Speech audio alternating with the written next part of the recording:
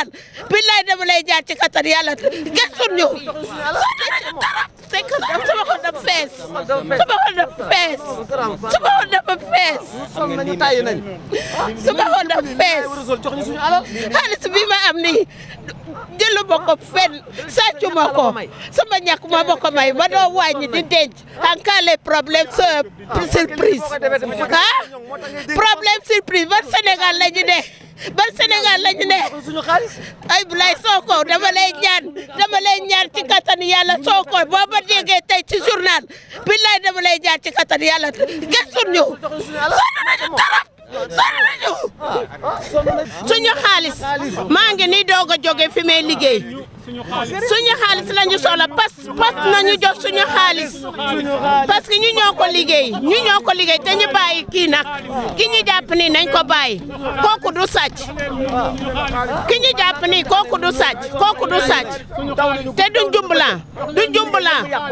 ki ñu jàpp nii kooku du sàcc te du jumbulaan te du fen ñoom ñii ñooy jël xaalis di yóbbu di denc feneen ñi ñaan gouvernement bi Sonko ñu ngi lay ñaan waa Casamance nga comme man xeex naa pour yow nga nekk président man mi bokk naa ci ñi na xeexle ñu ngi lay ñaan rek nga gëstuñu ñuñ waa poste ñuñ ay mbindaan lañu liggéey tubaab nga yor ko ci 5 heures du matin ngay jóg boo egg siwul 6 heures et demi am nga ni kii am nga problème ñun problème dëgg la ñu am suba ba léegi maa ngi daw ndékki sa taluma ko ndax rien que pour ma rejoindre xale yi sonn nañu torop ñu ngi ñaan poste na ñu jox suñu xaalis bi dañ ko liggéey ñàkku dañ ko càggatuñu te sàccuñu ko loolu rek laay ñaan nañ ñu jox suñu xaalis poste nañ jox suñu xaalis sonn naa dénk nañu dañu feebar duñu faju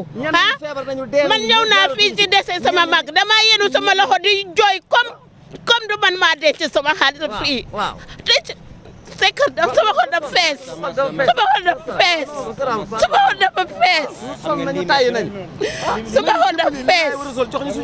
xaalis bi ma am nii jëlu ma ko fenn sàccu ma ko sama ñàkk ma ma ko may ma doo wàññi di denc en cas les problèmes surprise ah problème surprise ban Sénégal la ñu ne ay Abdoulaye Sonko dama lay ñaan ci kattan yàlla Sonko boo ma déggee tey ci journal billaay dama lay ñaan ci kattan yàlla gëstu ñu sonn nañu tarap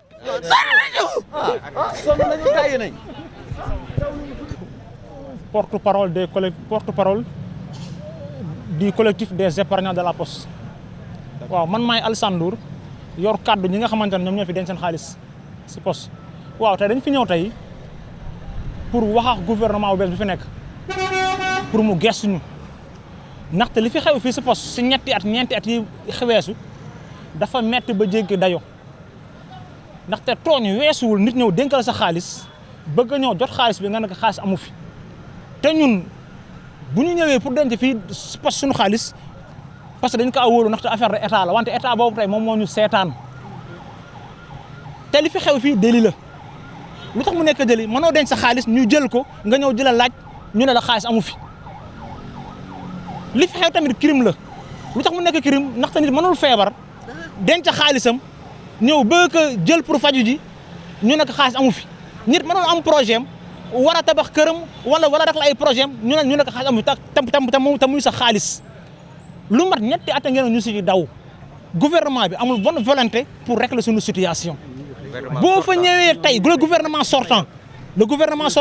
amul benn volonté pour régler suñu problème boo fi ñëwee tey mu ne la dañu nekk à la restructuration nga ñëwaat fi suba ñu ne la waa caisse de dépôt et de consignation moom moo leen war a jox 15 milliards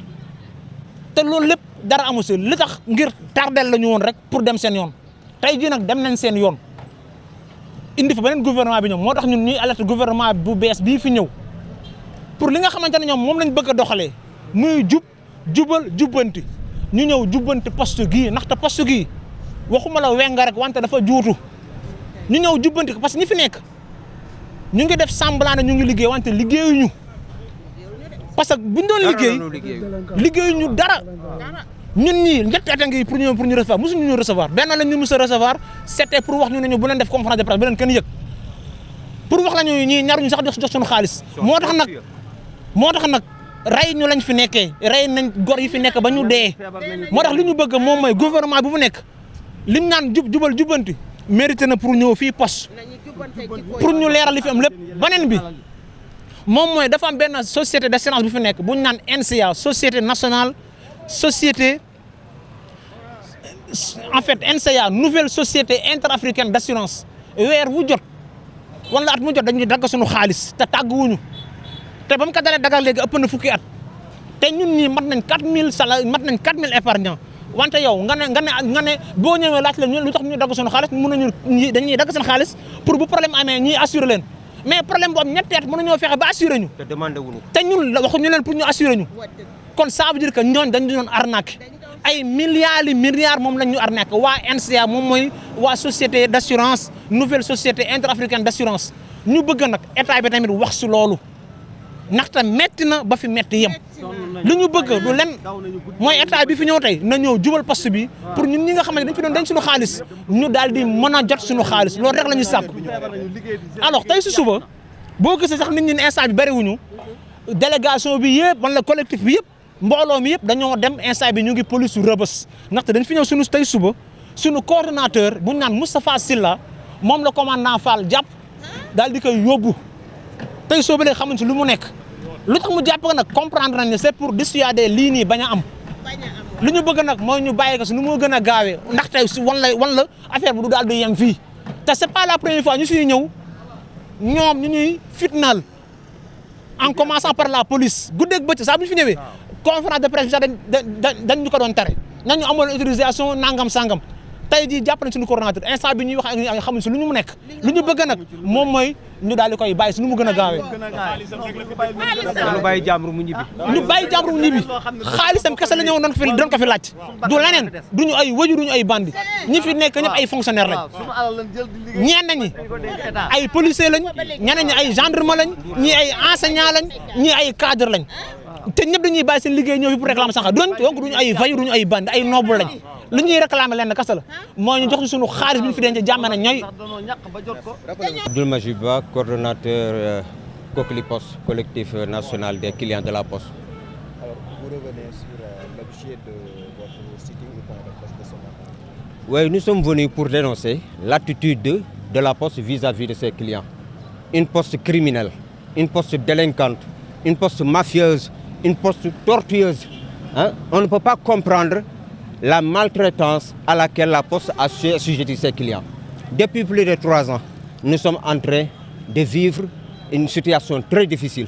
qui a causé un bouleversement financier et qui a fini donc par nous assujettir dans une psychologie vraiment qu'on ne peut pas comprendre. Maintenant, nous nous sommes dit que nous ne pouvons pas continuer comme ça, étant donné que nous avons choisi la Poste par pur patriotisme économique, nous l'avons préféré aux banques. Mais la Poste aujourd'hui n'a rien fait d'autre que commettre des crimes et des délits vis-à-vis de ses clients. Le crime réside dans le fait que des clients de la Poste qui ont épargné leur argent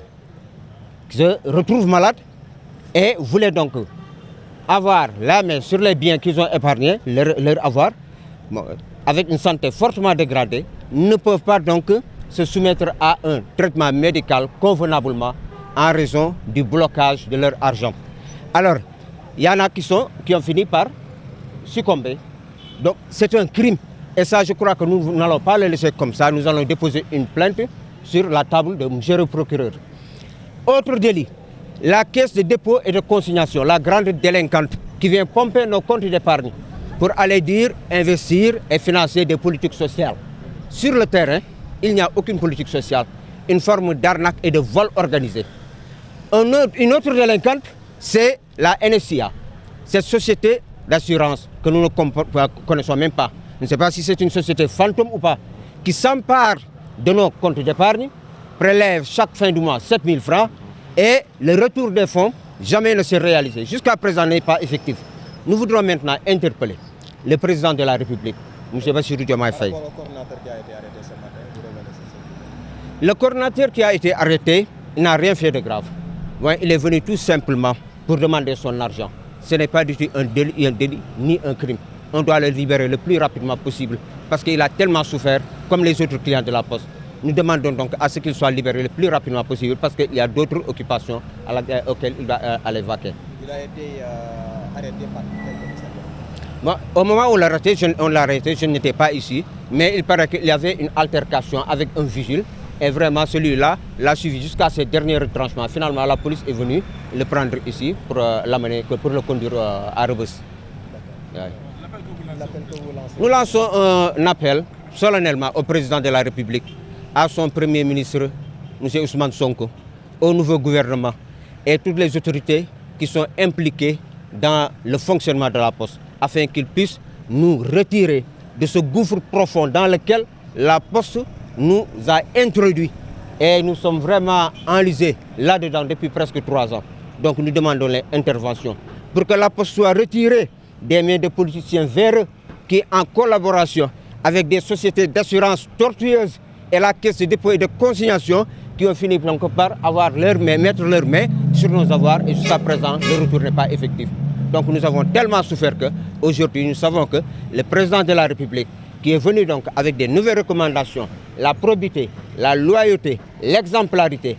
quels principes donc nous voulons nous conformer et sans quoi nous ne pouvons pas donc asseoir un travail convenablement. Donc nous lui demandons de venir en aide pour que nous puissions donc nous conformer à ces nouvelles recommandations principielles pour pouvoir donc contribuer positivement au développement de la nation. Alors quand vous voulez retirer votre argent, quelle est la réponse que vous sert la Poste? Il n'y a pas d'argent,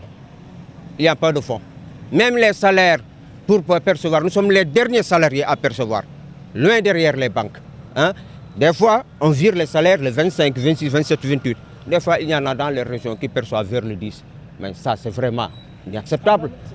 C'est scandaleux. Hein? C'est une gestion gabégique, catastrophique. Vraiment qu'il faut régler le plus rapidement possible. Sinon, donc, ça va impacter nos rendements professionnels. Un enseignant qui ne travaille pas normalement, donc vous savez, donc ça va impacter le niveau des élèves. Quand c'est un professionnel de la santé, ben, il n'est pas donc dans un état psychologique normal pour pouvoir s'occuper normalement des patients. Quand c'est quelqu'un de la sécurité, est-ce qu'il pourra donc assurer une sécurité normale aux citoyens que nous sommes? Donc nous demandons à ce que donc, le président de la République et vraiment son premier ministre, son gouvernement, puisse prendre des mesures le plus rapidement possible pour vraiment nous retirer de cette situation très désastreuse.